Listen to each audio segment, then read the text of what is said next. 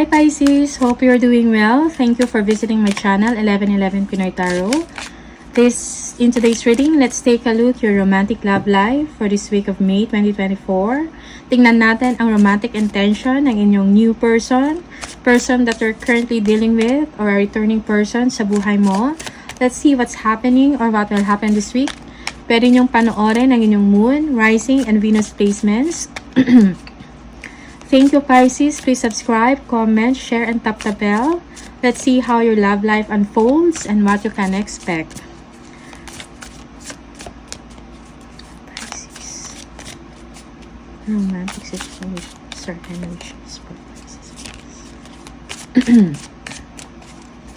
Pisces. Secrets. Dishonesty. Inseparable. Self-love.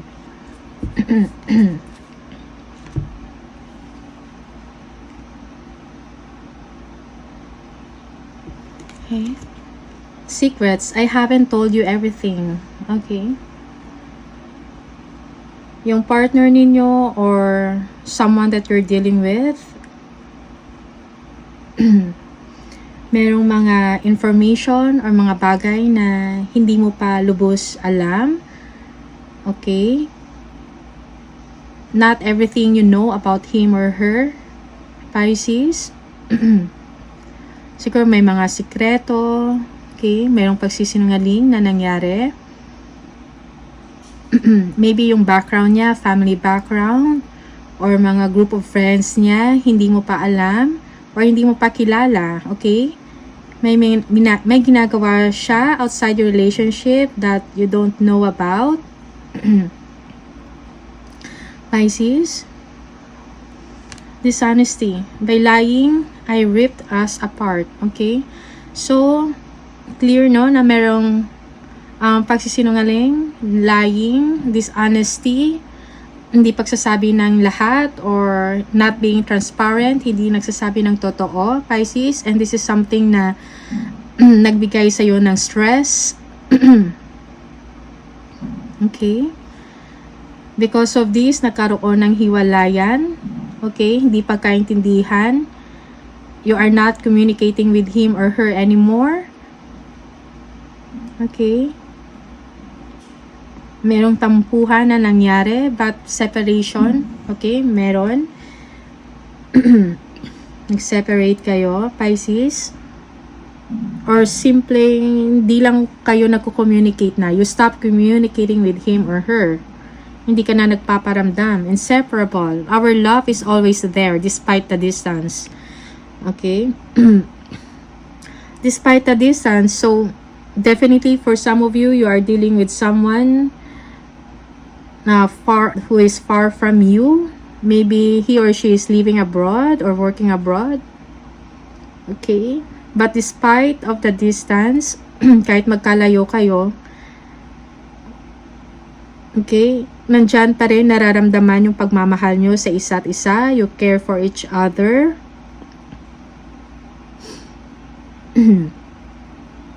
Okay? Long distance. Nakikipag-communicate kayo through, of course, through internet, okay, online. Okay. So, despite of that, nandyan pa rin, mahal nyo pa rin ang isa't isa, despite of the distance, okay? Kahit magkalayo kayo. Self-love, I am still trying to heal.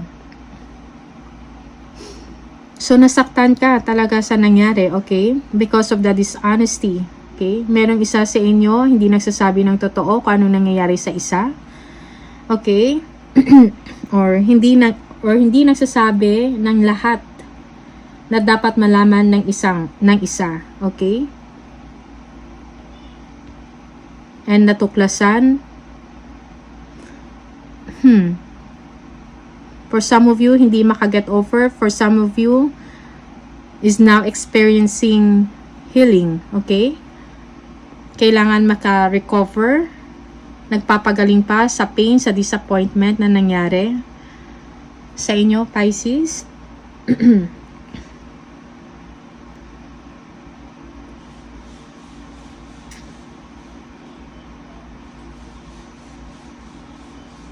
Okay? So, for some of you, you cannot get over it. Kung ano man yun na hindi sinabi sa inyo or kung ano man yung natuklasan ninyo, definitely, it's something painful and that you have to give time for yourself to recover, to recuperate, to heal. Tingnan natin kung ano pa yung messages sa inyo.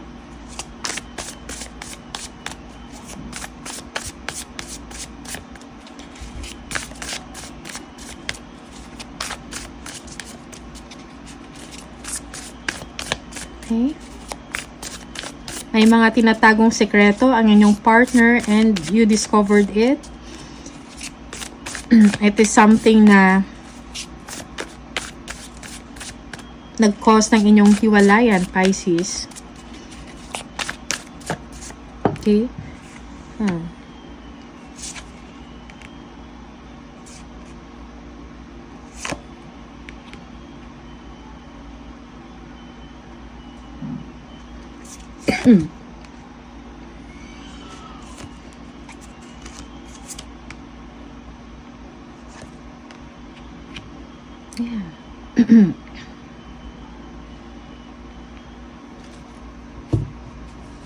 So, definitely, merong ending na nangyari. Overall energy is the Two of Wands. Okay. For some of you, nagre-reminisce na lang ngayon ng mga past memories ninyong dalawa, Pisces. Okay? So, this person, mahal ka ng taong ito, but then, iniisip niya kung paano kayo magkabalikan. Okay? Maybe he or she is juggling two persons, okay? Or a situation. Love and work. Okay? And it seems parang hindi niya alam kung paano i-handle ang situation ng maayos.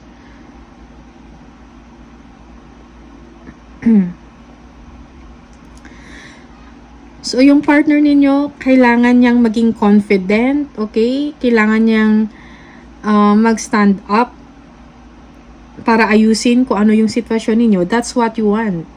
Mahal mo yung taong ito, okay? Maybe he or she is your crush before and nagkatuluyan kayo or, I mean, naging girlfriend-boyfriend kayo, okay? Okay? Lagi kang iniisip ng taong ito, Pisces, but then hindi niya alam kung anong gagawin sa situation. Okay? Nagkahiwalay kayo and up to now, hindi niya alam, lagi kang nasa isip niya, naguguluhan siya kung paano niya maibalik yung dati. Okay? He or she is dreaming of you getting back together, but you know, merong ending na nangyari. Okay? And something needs to end, Pisces. Okay.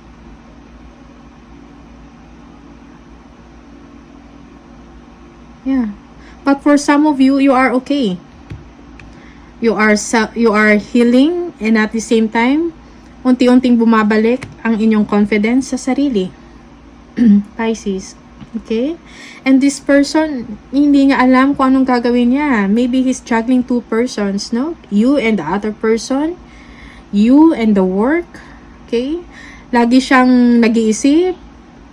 Habang nagtatrabaho siya, ikaw yung iniisip niya, yung sitwasyon, yung dishonesty na nangyari, yung mga tinago niyang information. Okay? Mga tinago niyang sekreto sa inyo. He's thinking about that. And you are healing.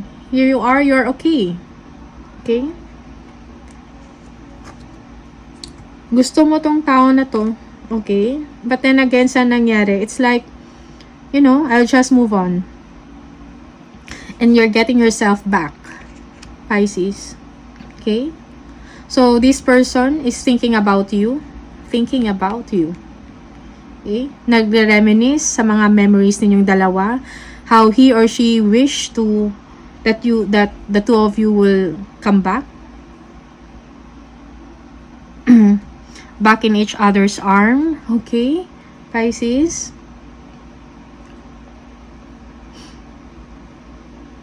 Yeah, some things need to end. Okay? Merong transformation na nangyayari sa inyo. You are okay with yourself. Kahit separate na kayo, okay lang sa'yo, you're fine. Pero siya, lagi kang nasa isip niya. Okay? Merong pagsisisi na nangyayari sa ginawa niya. Sa pagsisinungaling sa'yo. Okay, Pisces? But you are moving forward. Okay? Bumabalik yung love mo sa sarili. Okay? Nagpapaganda ka. You are doing well.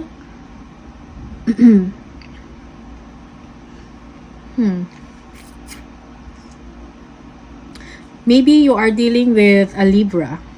Okay? Libra, Gemini,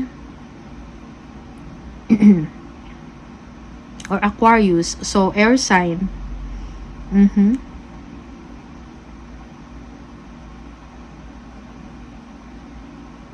Kahit mahal mo pa yung taong to, mahal ka rin niya, okay lang sa'yo na naghiwalay kayo because you are moving forward. You are okay without him or her. Okay? Pero yung mahal mo sa kanya, nandyan yan, hindi yan mawawala. Habang tumatagal na wala kayo, so nag-iiba din yung pakiramdam mo sa kanya. Pisces. So, unti-unti din nawawala. Siguro pagmamahal na lang as a friend. Okay?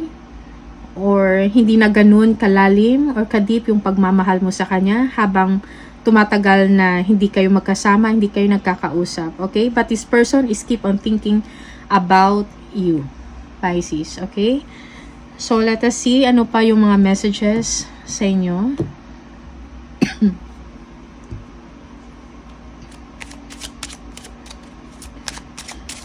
Yeah. So, it seems sa yung tao to, wala talagang plans na stable or para sa inyong dalawa. Parang,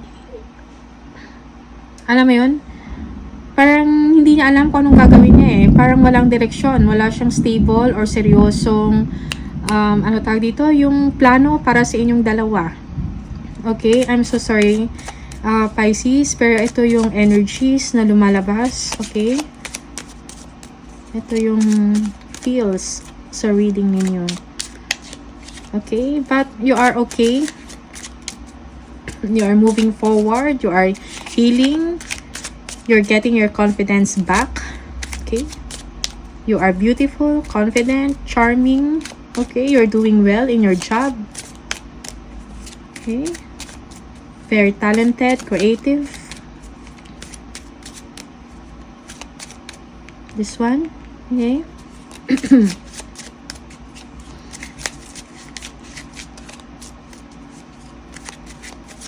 Siyempre, may mga times na nag-reminisce ka sa situations, sa mga memories ninyong dalawa, how you wish na sana naging ganito siya, okay?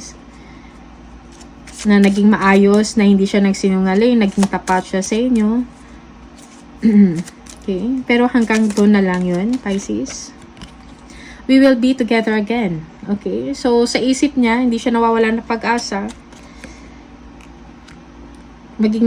Magkikita pa rin kayong dalawa. Okay? I bury myself in work to forget you. So, ito yung ginagawa niya. Para makalimutan niya kung anong nangyari, yung hiwalayan ninyong dalawa, to forget you. So, binubuhos niya yung oras niya sa trabaho. Okay? Ginugugol niya na lang yung time niya sa work. Para hindi ka niya maisip, pero kahit ano-ano niya, yun na nga. Kasi hindi ka talaga mawala sa isip niya. May bumabagabag sa kanya. I am afraid to contact you. Okay? That's it. I am becoming a better person. Okay? It's time for me to heal now. Okay?